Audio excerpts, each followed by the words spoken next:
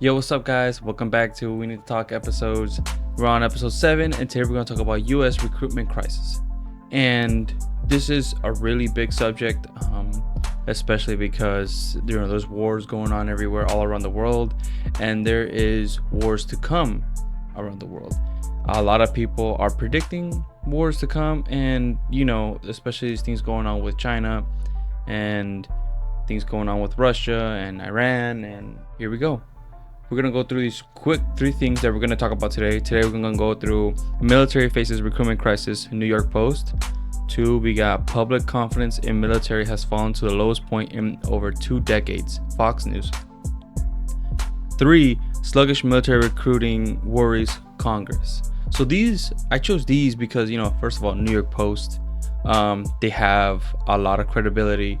And then I chose Fox News because it's all on one side, the right side. So it's going down either left and down the middle, and then also from the right. So both sides are agreeing that there is some type of issue with recruiting. To start this off, we are starting with the New York Post. Military faces recruitment crisis thanks to unpatriotic Gen Z obesity therapy ban. Whoa. There's a tongue twister right there. Much of the military will fall short of recruitment goals by as much as 25% this year. A spokesperson for the Air Force said they will likely miss their goal of 26.8 thousand new recruits by 10%. The Coast Guard said they will likely only fill 75% of the number of full-time non-commissioned recruits, they said. And as of April, the Navy, which has over 300,000 active duty personnel, was behind 6,000 new recruits this year, and the Army by 10,000 out of their 65,000 goal. More than half, 56% of 18 to 25-year-olds are overweight or obese, according to Johns Hopkins researchers, meaning they can't enlist. So there you go. So there's the last point is talking about the pool. The recruitment pool is getting smaller and smaller, so the people that can actually enlist and get to join the military and become a recruit is growing smaller and smaller. So their pool is getting smaller for them to draw from. Now, people watching this, they think, it's okay, it's whatever. We can shrink our military, we get more money. No, no, no, no. That's not how things work. When there's posts vacant or bases that are vacant, or you name it, the places that are vacant or they need people to work there for, they will start doing a mandatory draft. They're going to start drafting people. They're going to start drafting your kids. They're going to start drafting me. Oh, I'm already past 25. So not me or my brothers. But they'll start drafting your kids. Once they turn 18, there's going to be a chance that they're going to get enlisted. So it's kind of like what South Korea does and a bunch of the Baltic states and, other countries as well who have a small military that they require their citizens to join the military.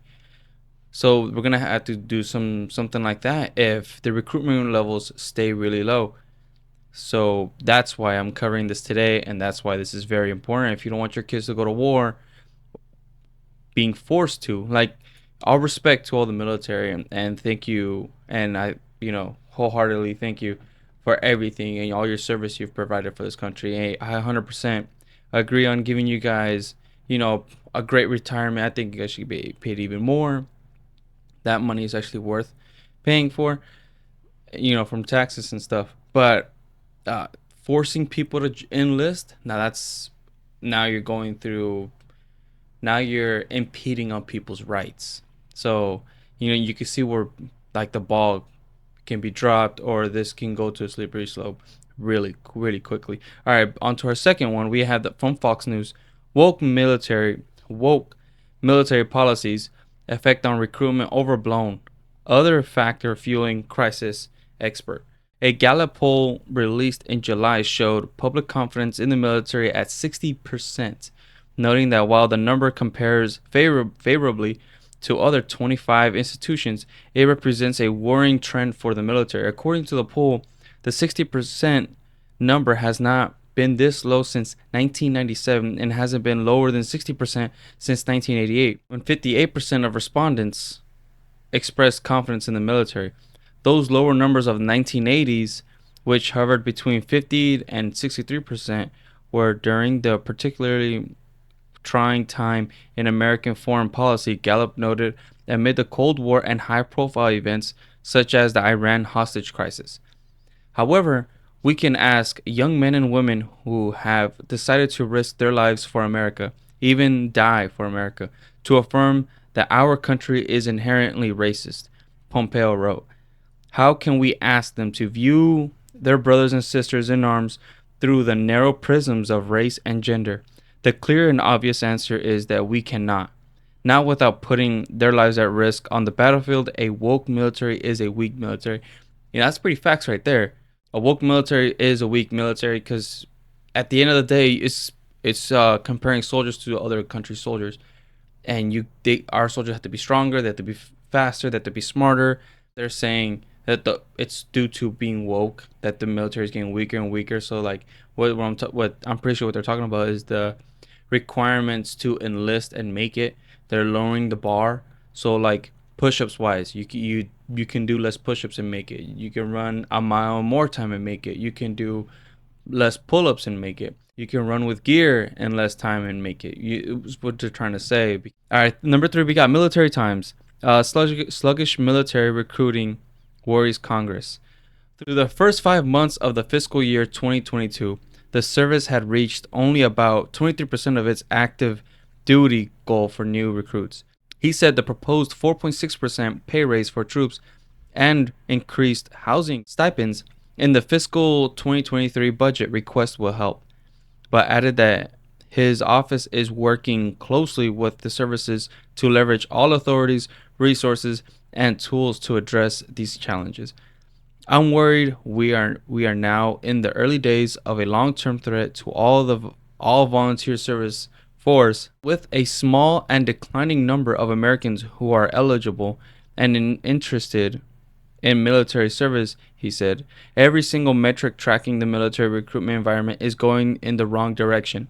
In most cases, we are seeing the worst numbers in the last few decades. Few decades as in past 3 decades. Like they do the raise of 4.6% raises, to me is pretty dog poo poo. It's really bad. That 4.6% is really bad. That's not gonna be enough for someone to be on the fence and be like, oh, you know what? I was on the fence about joining the military, but now that they raised it 4.6%, I'm gonna join that. That's okay. It's not the pay raise that makes people want to go. A lot of it is either they want to defend their country and they have pride for America and their flag, and another thing is the benefits. So if you can increase the benefits, obviously more people will want to join, because the money thing, it's nice and all, you get like a few hundred more bucks or a couple thousand more, but that's nothing. Like, especially with Bidenomics going on, it's a few $1,000s ain't nothing no more. It used to mean a lot a decade ago, but now this decade it's like $2,000 does not get you a long way anymore.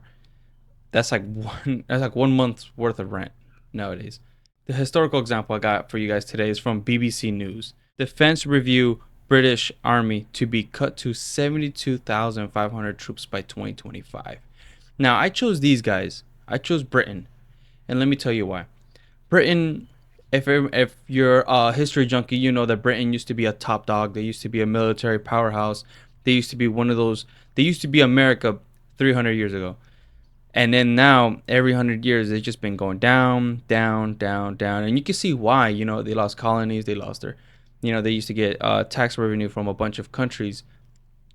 Now that they lost those countries and those countries fought for their independence and won, like the United States, for example, and even India in the 50s, and, Australia, New Zealand, you name them, there's a ton of them. South Africa.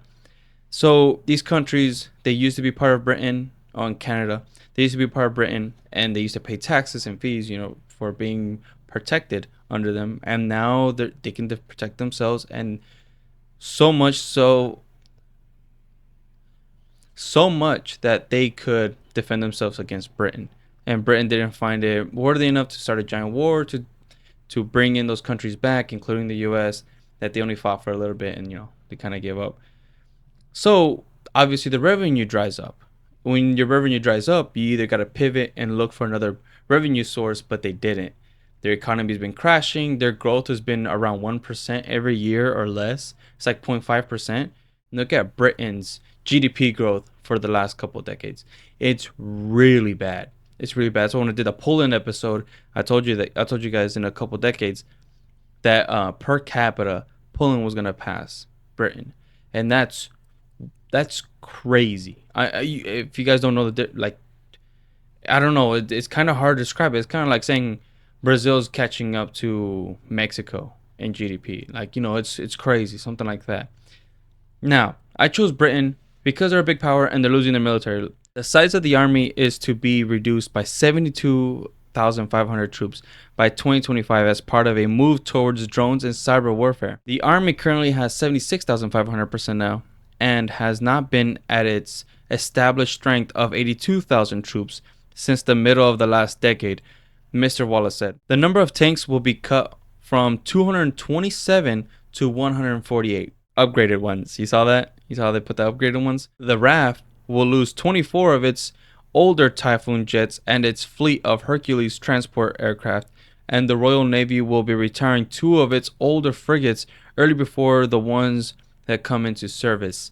So they're losing their Navy, the Air Force is being cut, and their ground force is being cut. Come on, like, how are you going to be a dominant country in the world? You can't even dominate in Europe. It's pretty bad.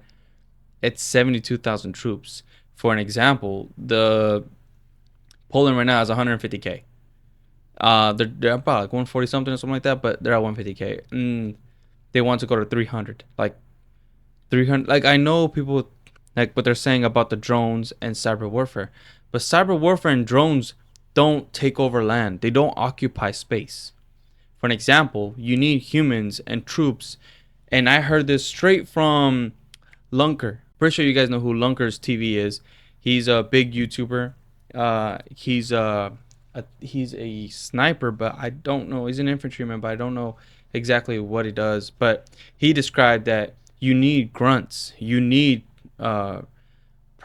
infantry, and you need people to maintain land. You can't just move drones and have the drones take over the land. That's impossible. Look at Ukraine. They're using a bunch of drones, but they still need a lot of personnel to hold the land. Regular army personnel, excluding reserves and Gurkhas, which I don't know what that means. So you see here at 2012, it used to be at 100,000.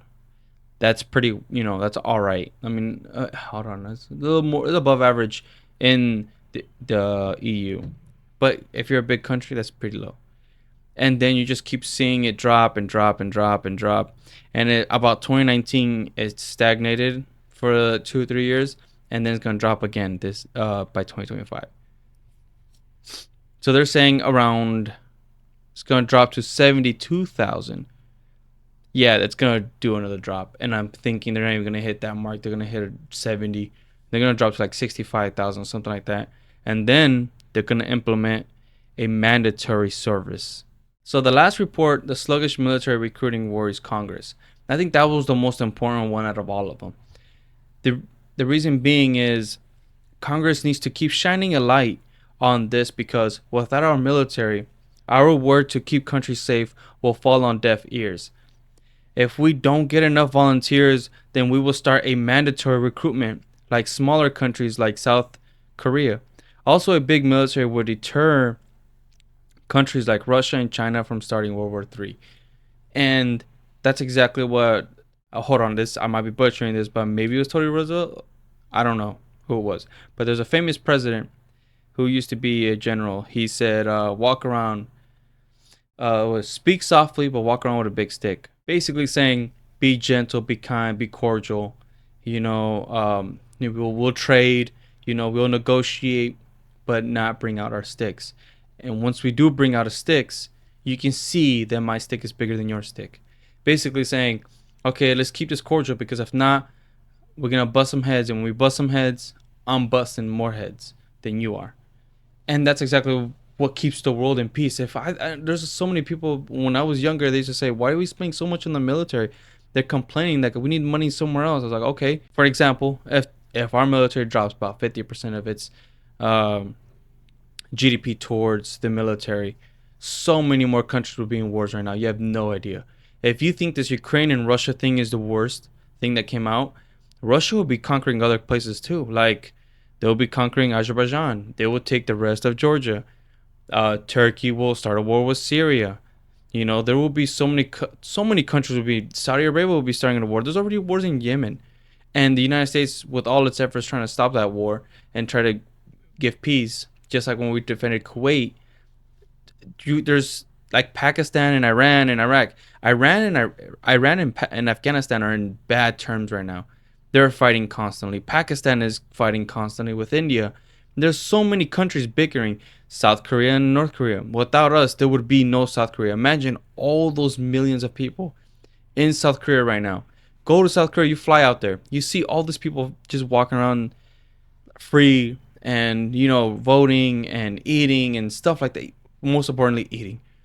And in North Korea, there's no food for everyone. Just that one city in the middle, they get all the food, and everyone else gets tidbits. They have to eat cockroaches. They have to eat grasshoppers, crickets, the grass, whatever they can possibly see running around, rodents. They eat that. That's what they eat. When people start to death in North Korea, they just pile all the bodies on the side of the road. And if you don't believe me, listen to the defectors from North Korea. It's wild. So this is what I'm saying is, I get it. We're anti-war. I get it. Like, we have to be against wars. We can't be funding them. We can't be supporting wars and stuff like that. But then again, we also can't get complacent. If we get complacent, more countries will get froggy and they'll leap. For another example, Taiwan. Taiwan has its freedom because countries like the U.S. will back them. And it's going to go like that for everyone else. And everyone free makes everyone richer. Look at South Korea. The United States guaranteed the sovereignty of every country in South America and Central America. If there was any wars, the United States would step in. What happened in South America and Central America? Yes, there's corruption. Yes, there's gangs. There's this and this and that and the third. But there's no wars. There's drug wars, but there's no wars of taking over. Like, if we didn't get involved, you think Brazil would just sit there? No, they'll be taking Bolivia. They'll be taking other countries of Venezuela. We'll be fighting with Colombia. So many countries will be fighting constantly in South America. But the United States made it an effort to not let that happen. All right, guys. So that's the end of the episode. Please like this video, share this video with your friends and family, comment your thoughts on this video, have a discussion down below. If you agree or disagree, I'll have all the facts and links down below so you guys can fact check me if you guys want. So please subscribe to the channel, help us grow, have a bigger impact, and follow your boy on all my socials. They'll be down the bottom as well. I got a new thing coming out. I can't wait for that to drop. I'm thinking somewhere around Halloween, so spook some folks. But you guys will love it. I'm working on that tirelessly. That's why I've been, slacking. And also I had a family member who passed away, and it's been tough, and it lowers your motivation and stuff like that to be short. So yeah, I took a little break for like about a week or two, and I'm coming back. So I'm making this episode. I'm recording again this weekend, and I'm uploading this one on Monday, and I'm gonna try to record an episode for you guys for Wednesday, and then keep grinding out that video that's gonna come out on Halloween. It's gonna be a long video. It's gonna be by far my best video I've ever made. I am excited for that, and it's a bucket list item I'm crossing out, and I'm excited for it. I got a newfound motivation, guys, with that video, and I can't wait to see you guys on the next one. This is your host, Jose, hitting escape. Peace.